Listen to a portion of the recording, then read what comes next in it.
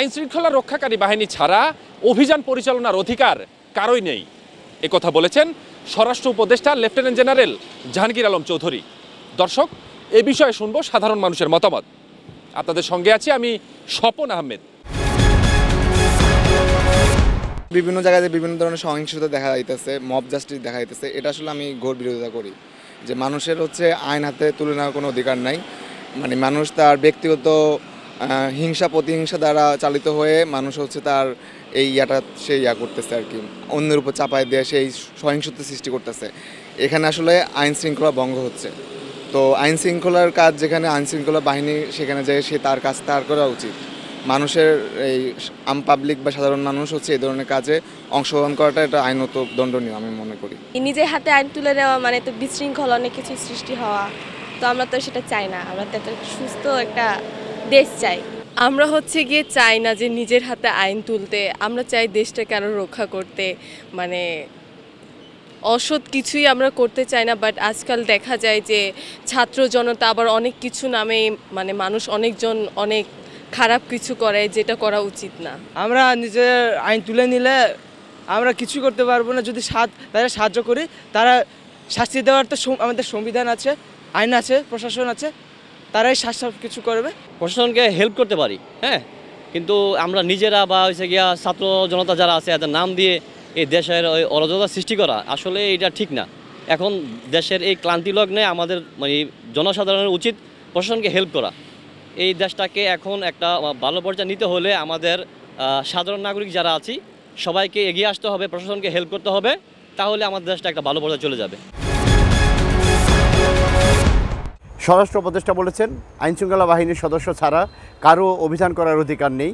এ বিষয়ে আমি জানবো সাধারণ মানুষের কথা। দর্শক, আমি মাজহারুল ইসলাম মাসুম আপনাদেরকে গাজীপুর থেকে নিয়ে যাচ্ছি সাধারণ মানুষের কাছে। লক্ষ্য করছি ইদানিং যে মব জাস্টিস হচ্ছে, এটা কারা করছে এবং কেন করছে, এর পিছনে একটা গভীর ষড়যন্ত্র আছে বলে আমি মনে করছি এবং একটা রাজনৈতিক খারাপ উদ্দেশ্য আছে। আমাদের উচিত এই দেশের জনগণের উচিত সচেতন হওয়া। এই দেশে বর্তমান যে সরকার আছে, তত্ত্বাবধায়ক সরকার, তাদেরকে সহযোগিতা করা। এই জন্য আমাদের আইন শৃঙ্খলা বিষয়ে স্বরাষ্ট্র উপদেষ্টা যে কথা বলেছেন যে যেখানে যাই ঘটুক তাৎক্ষণিকভাবে যেন আইন শৃঙ্খলা বাহিনীকে জানানো হয়। বাংলাদেশে আইনের শাসন নিশ্চিত করতে হলে, নাগরিকদের সুশাসন নিশ্চিত করতে হলে আইনজীবী হিসাবে বলবো, কোনো ঘটনা ঘটার সাথে সাথে অবশ্যই আমাদের যে আইন শৃঙ্খলা বাহিনী রয়েছে তাদেরকে ইনফর্ম করতে হবে, তাদের সহযোগিতা নিতে হবে। আমাদের কথায় ফেনী থেকে স্বাগত জানাচ্ছি, আমি দিদারুল আলম।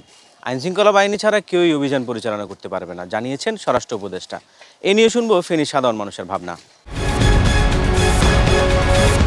আইনশৃঙ্খলা বাহিনী ছাড়া কেউ করতে পারবে না, এটা যুক্তি আছে, ঠিক আছে, কিন্তু আপনি তো আপনাকে একটা উপদেষ্টা তো একটা বলে দিয়েছেন কথাটা, কিন্তু কথাটা হলো আপনাকে আপনার যে যারা দায়িত্ব পালন করবে তারা কতটুকু স্বয়ংসম্পূর্ণ সেটাই তো আপনাকে আগে দেখতে হবে।